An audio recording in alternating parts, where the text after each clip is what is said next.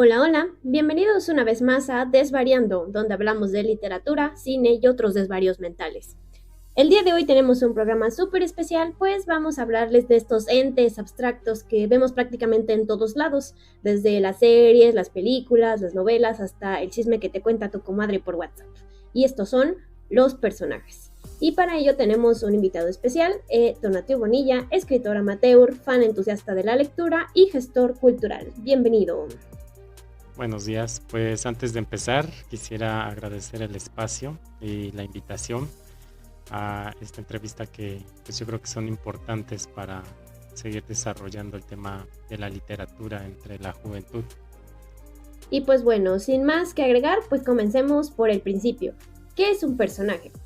Según el Diccionario de Español de México, un personaje es cada uno de los seres humanos, animales, reales o ficticios que participan en una obra literaria, dramática o cinematográfica. Es decir, que básicamente son seres a través de los cuales se nos cuenta una historia, ya sea esta real o no. Eso dice la academia, por supuesto, pero sabemos que en el mundo del arte las definiciones son moldeables. Entonces, cuéntanos, Tona, para ti, ¿qué es un personaje? Para mí, un personaje creo que es una proyección de nuestros propios pensamientos, sentimientos y experiencias. Casi es imposible pensar en un personaje sin un contexto. Y creo que es tan importante pensar en el ambiente en el que un personaje se encuentra, porque es lo que determina muchas de sus características, tanto fisiológicas como psicológicas, emocionales. Y creo que es esta interacción de contexto y personaje lo que saca como esta parte de nosotros, ¿no? Que en la que uno como creador necesita desarrollarse, porque pues un personaje también es como pues un duplicado nuestro en una realidad alternativa o en la misma en el mismo contexto que nosotros habitamos, pero que tiene ciertas posibilidades, habilidades para enfrentar cosas que a lo mejor nosotros no hemos podido, ¿no? Y pues ahí viene esta parte de lo emocional y de los sentimientos, que es como una parte de pues de proyectarnos a nosotros mismos en situaciones que tal vez nosotros no hemos enfrentado o que no hemos sabido enfrentar en nuestra vida, pero pues queremos hacerlo a través de alguien más y final de cuentas nosotros mismos experimentamos a través del personaje lo que nosotros mismos quisiéramos.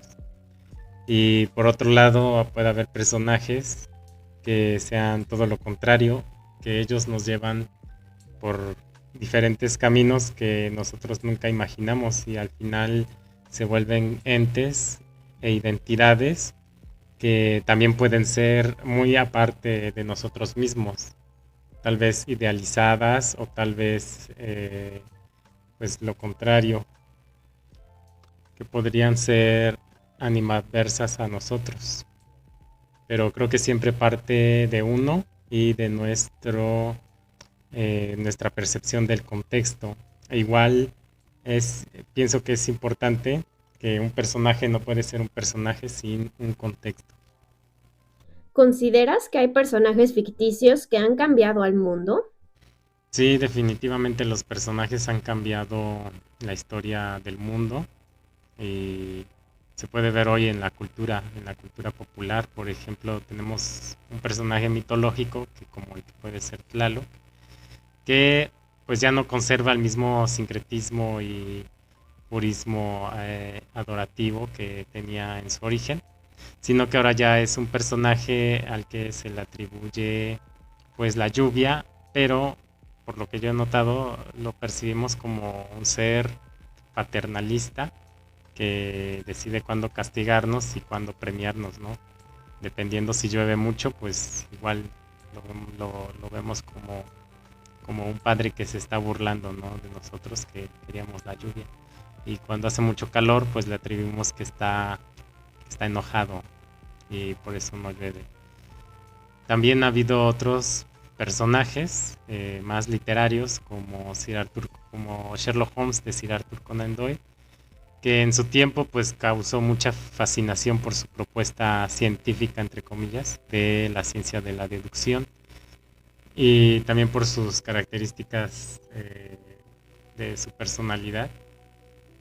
Pero bueno, Sherlock Holmes, pues al principio fue eso, un personaje de ficción que pudiera ser también hasta aspiracionista pues para mucha gente de la época aficionada a los crímenes. Pero pues con el desarrollo de las ciencias, de las universidades, del conocimiento, fue Sherlock Holmes fue un gran aporte a las ciencias criminalísticas y también para los métodos de investigación de los detectives, por ejemplo. Entonces también fue, a pesar de venir de la ficción y de esta proyección de Sir Arthur Conan Doyle de querer encontrar la causa de las enfermedades de los pacientes que llegaban a su consultorio, pues fue un gran aporte para las universidades. También podremos hablar de personajes mucho más antiguos, como podría ser los personajes de la Ilíada, me parece que es la de los personajes de la batalla de Troya y toda esa historia, ¿no? Que tanto aporte ha hecho a la cultura romántica, por así decirlo, de nuestra época y del honor y todo eso. Entonces también esas historias que con el tiempo se han transformado en cimientos de los valores y, del, y pues de las formas sociales de convivencia. Entonces a partir de ello también se ha construido nuestra forma de existir y de ver el mundo de esas historias. ¿Tú cuál crees que sea el papel de los personajes de ficción en la historia de la humanidad? Bueno, esto creo que se podría abarcar desde dos puntos.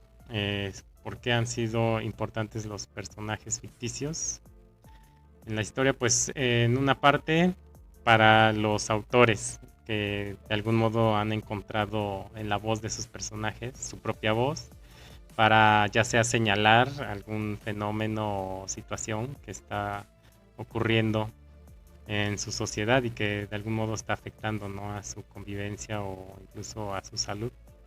Y por otro lado, pues también por parte de hacia la sociedad, por ejemplo, los personajes aspiracionistas o que son un modelo moral a seguir, como en el caso de Superman, que pues fue todo un fenómeno en su momento, pero pues que aportó mucho a los valores que vinieron después de la Segunda Guerra Mundial, la decadencia de los valores. Superman llegó a, pues, a fortalecer y pues, a esta parte de que no debíamos perder nuestra bondad y nuestra humildad hacia los demás, aunque no tuviéramos superpoderes ni nada de eso, ser buenas personas, pues era algo bueno, algo que tenía una utilidad a pesar de las circunstancias.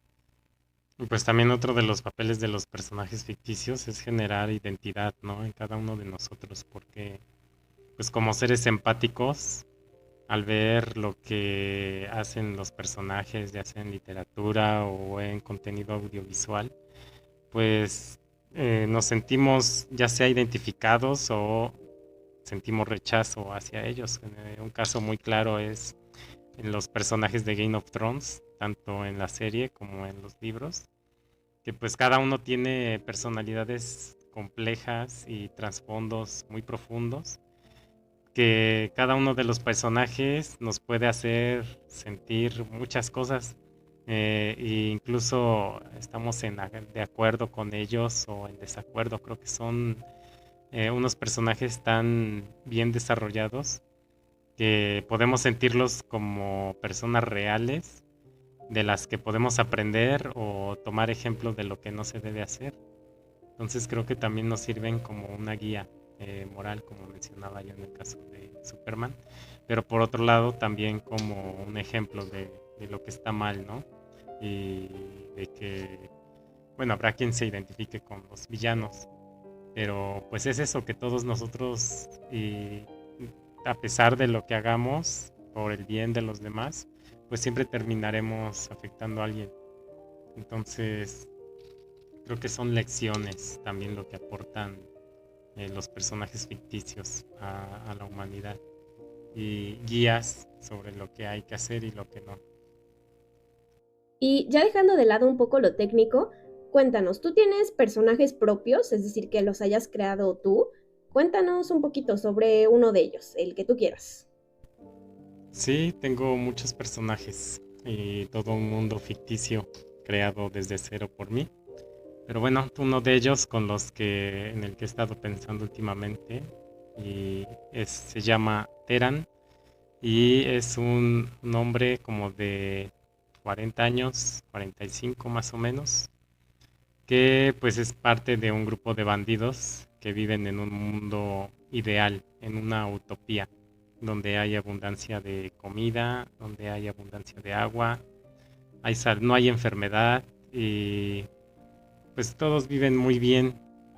Hay una el gobierno pues es un matriarcado dirigido, encabezado por una mujer que desde joven toma un brebaje para mantenerse en esa edad, en edad de 25 años. Bueno, y pues todo es justo, todo es bueno, todo es saludable, la gente se porta bien, es buena. Pero este personaje Teran trata de representar, pues no tanto mía, pero sí algo muy marcado en la historia, es la insatisfacción, aunque todo esté bien. Creo que como humanos siempre buscamos más o algo más, no en el sentido de la codicia, no en el sentido de poseer, sino de explorar, de conocer y de descubrirse a uno mismo. Entonces Teran es un renegado, un bandido de esta utopía que a pesar de que es real y es una civilización pues bien fundamentada, Teran quiere buscar algo más, quiere descubrir que la vida perfecta no es suficiente pues para que el espíritu se quede, pues no estancado, pero sí estable, ¿no? Como sometido a este mundo idílico. Entonces Teran es un personaje que busca más allá incluso de lo bueno y de lo justo que ya son las cosas. No quiere hacer el mal, no tiene intención de lastimar a nadie, ni de desequilibrar las cosas o molestar a la gente siquiera, sino de que pues tiene que haber algo más allá. Él no sabe qué es exactamente, pero sabe que hay algo más y que la vida, el desarrollo humano no se puede detener, incluso en una utopía. ¿Y qué harías, por ejemplo, si un día te lo encontraras así caminando por la calle? Pues no sé qué haría, no sé si me acercaría. Creo que me gustaría escucharlo un rato, pero después me alejaría y trataría de nunca encontrármelo de nuevo, porque pues son pensamientos subversivos y pues muy profundos, es muy filosófico, creo yo. Entonces, creo que sí sería este personaje Teran sería capaz de desequilibrar mi realidad, volverme un poco más, no lo sé, como perturbado. Entonces, pues sí, lo escucharía un rato, pero después me alejaría lo más pronto y lo más lejos posible. Ok, entonces podemos ver que no todos tus personajes te agradan. Eso es súper interesante. Y pues bueno, ya para cerrar, danos un consejo para todos nuestros oyentes sobre cómo iniciar en el mundo de la escritura. Pues lo más básico de todo, pues hay que ponerse a escribir, porque es la única forma, ¿verdad? Pues es la acción, el hecho. Y pues de ahí, pues yo sugeriría empezar por las cosas que nos disgustan de la vida, de nuestra realidad, porque es un desahogo. Creo que para empezar a crear, primero hay que deshacerse de lo que nos destruye o de lo que nos estorba. Entonces, algo que me funcionó pues fue escribir todas mis quejas sobre la vida, sobre la existencia, ya sea a través de personajes o directamente en primera persona o en pequeñas historias también podría ser. Y ahí pues escribir eso, todo lo que no nos gusta, empezar ahí a quitar, a deshacernos de lo que en nuestra vida real no nos estorba. Después ya pues continuar con una propuesta, proponer algo, ¿no? Tener un concepto sobre cómo nos gustaría o cómo podemos arreglar pues cosas pequeñas dentro de nuestra vida.